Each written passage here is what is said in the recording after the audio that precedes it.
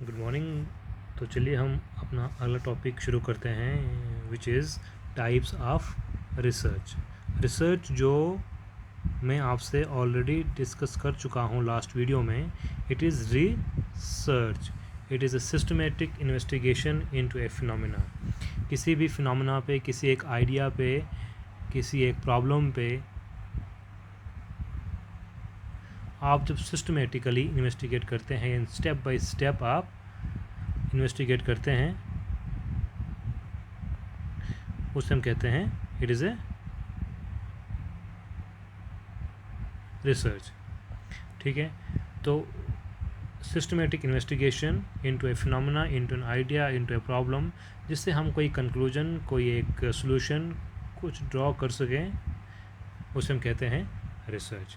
Research में मैंने steps कहे थे आपको कि पहले स्टेप में हम क्या करते हैं, एक आइडिया पे काम करते हैं। एक आइडिया आता है हमारे अंदर, एक आइडिया होता है, एक कॉन्सेप्ट होता है, हम उससे जुड़ा हुआ सारा रिव्यू करते हैं, रिव्यू ऑफ लिटरेचर जिसे कहते हैं, यानी उससे जुड़ा हुआ जितना भी काम ऑलरेडी हुआ है हम उस पर काम करते हैं, उसको स्टडी करते हैं। उसके बाद हमें पता लगता है कि उस आइडिया पे ऑलरेडी कितना काम हो चुका है। उसके बाद हम ऑब्जेक्टिव्स जो हैं वो डिवाइस करते हैं कि हमने इस स्टडी में क्या ऑब्जेक्टिव्स लेने हैं, हमें क्या ऑब्जेक्टिव्स चाहिए, हमने क्या काम करना है।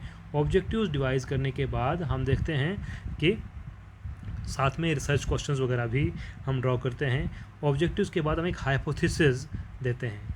हाइपोथेसिस हम आगे और समझेंगे सही से, लेकिन हाइपोथेसिस का मतलब ये होता है कि हम एक टेंटेटिव कंक्लूजन ड्रॉ करते हैं रिसर्च आउटकम का, कि इस रिसर्च से क्या एक आउटकम आ सकता है, हम कुछ टेंटेटिवली इसकी बात करते हैं। उसके बाद हाइपोथेसिस के बाद हम फील्ड में डेटा कलेक्ट करते हैं।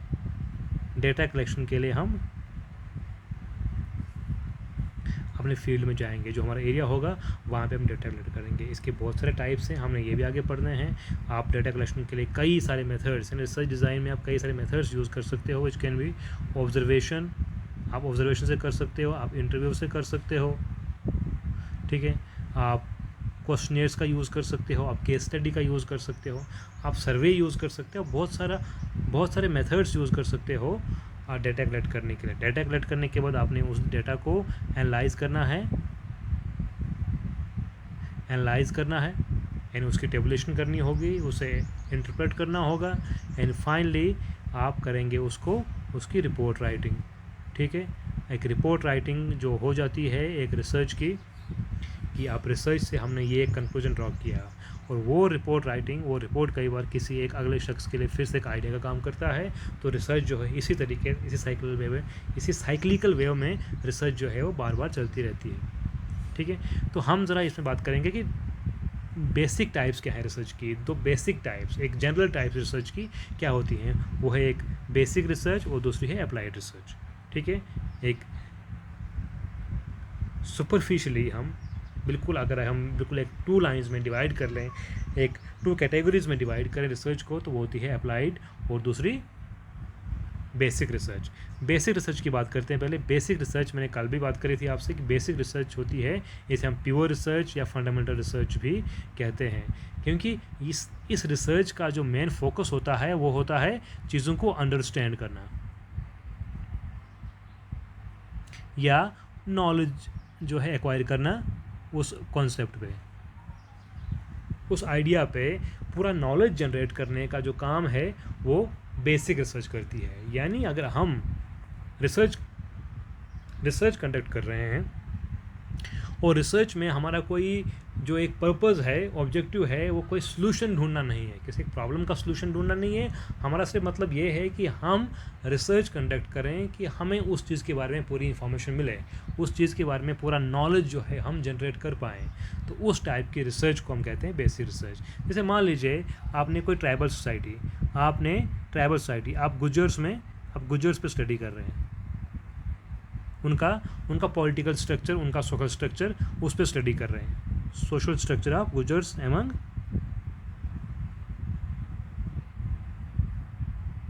Social structures of गुजर्स in district Jammu या डिस्ट्रिक्ट कठुआ। ठीक है। मान लीजिए हम उनका सोशल स्ट्रक्चर स्टडी कर रहे हैं कि उनकी फैमिली कैसे होती है, उनका मैरिज कैसे होता है, उनका किनशिप सिस्टम कैसे होता है, तो इससे हमें कोई इमीडिएट जो है पहले हम कोई सोल्यूशन जो है वो ढूंढने की कोशिश नहीं कर रहे हैं। हम सिर्फ ये समझते हैं कि हम उस कम्युनिटी के बारे में जितनी समझ है, जितनी अंडरस्टैंडिंग है, जितनी नॉलेज है, वो हम जनरेट कर पाएँ। तो इस टाइप के रिसर्च को हम कहते हैं बेसिक रिसर्च। इसमें काफ़ी हाई इंटेलेक्चुअल कैलिबर और इंट्यूशन की ज़रूरत रहती है। ऐसे कोई भी इंसान जो है रिसर्च कंडक्ट नहीं कर पाए, क्योंकि उसे कॉन्सेप्ट्स का पूरा नॉलेज होना चाहिए, उसे पूरी इन्फॉर्मेशन होनी चाहिए, वो इंटेलेक्चुअली भी काफ़ी एक अपग्रेडेड सिस्टम होना चाहिए, तभी जाके वो एक बेसिक रिसर्च कंडक्ट कर सकता है। क्योंकि हम इससे थ्योरीज, हम इससे लॉज जनरेट करते हैं, ठीक है। एकेडमिक इंस्टीट्यूशंस या इंटेलेक्चुअल्स जो हैं इस तरह की रिसर्च कंडक्ट करते हैं। हाँ, इसमें एक और चीज़ हम समझते हैं कि अगर हम सिर्फ बेसिक रिसर्च, अगर हम सिर्फ अप्लाइड रिसर्च ही कंडक्ट करते रहेंगे, यानी जो ऑलरेडी नॉलेज प्रोवाइड किया गया है, हम उस नॉलेज को ही यूज़ करेंगे, नॉलेज को ही हम अप्लाई करेंगे, नॉलेज का ही एप्लीकेशन देखेंगे, तो we will end up building spheres only. जो यहाँ बात करते हैं जॉर्ज स्मूट कि अगर हम जो ऑलरेडी एक्यूमुलेटेड नॉलेज है उसी पे काम करते जा रहे हैं और नॉलेज जनरेट नहीं करेंगे, तो we will end up building only spheres. हम कोई नई चीज़ डेवलप नहीं करेंगे, क्योंकि बेसिक रिसर्च ही एक बैकग्राउंड का काम करता है, एक प्लेटफॉर्म का काम करता है एक्शन रिसर्च के लिए या अप्लाइड रिसर्च के लिए। आपके पास ऑलरेडी थ्योरीज हैं, नॉलेज है, इन्फॉर्मेशन है, उस नॉलेज को आप यूज़ करते हो तो कोई नई चीज़ आप डेवलप कर सकते हो, नई चीज़ पैदा कर सकते हो। तो बेसिक रिसर्च जो है पहले आती है अप्लाइड रिसर्च से, क्योंकि बेसिक रिसर्च जो है एक प्लेटफॉर्म बिल्ड करती है एक्शन रिसर्च या अप्लाइड रिसर्च के लिए। इसके कैरेक्टरिस्टिक्स क्या रहते हैं? हमने कहा it is knowledge for knowledge से।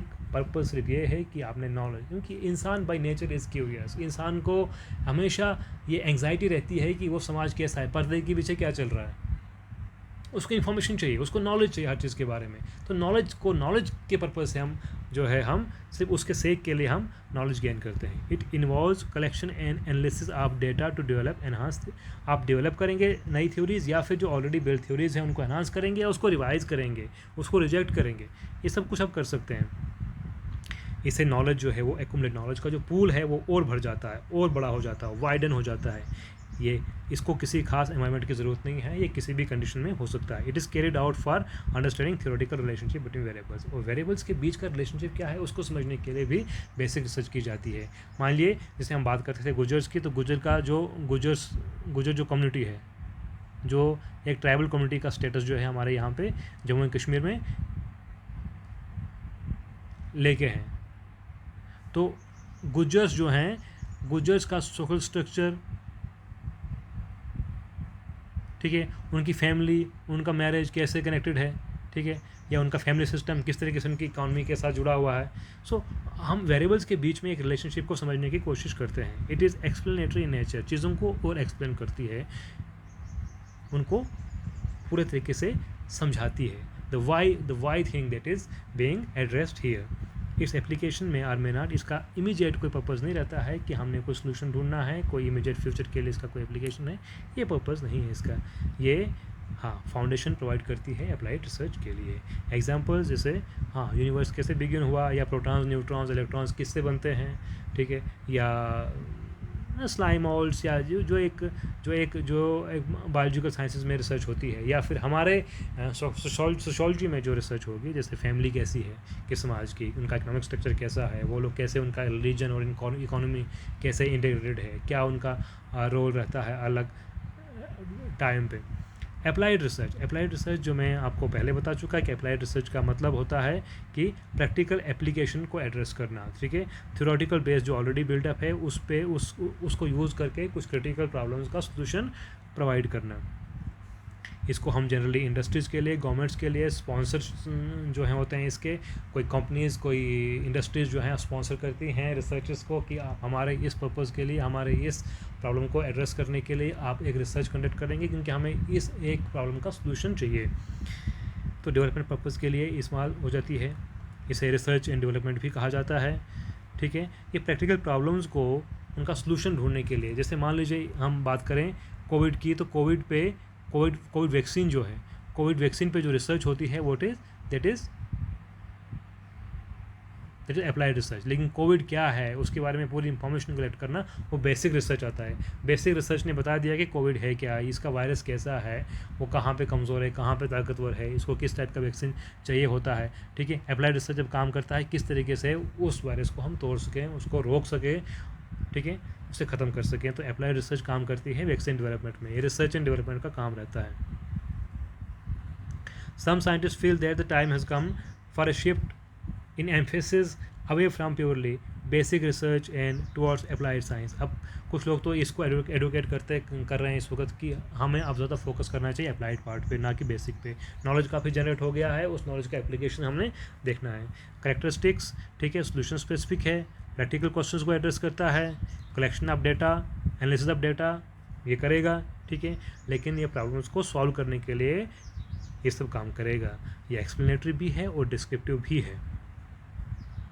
ये भी वेरिएबल्स के बीच का रिलेशनशिप जो है वो स्टडी करता है।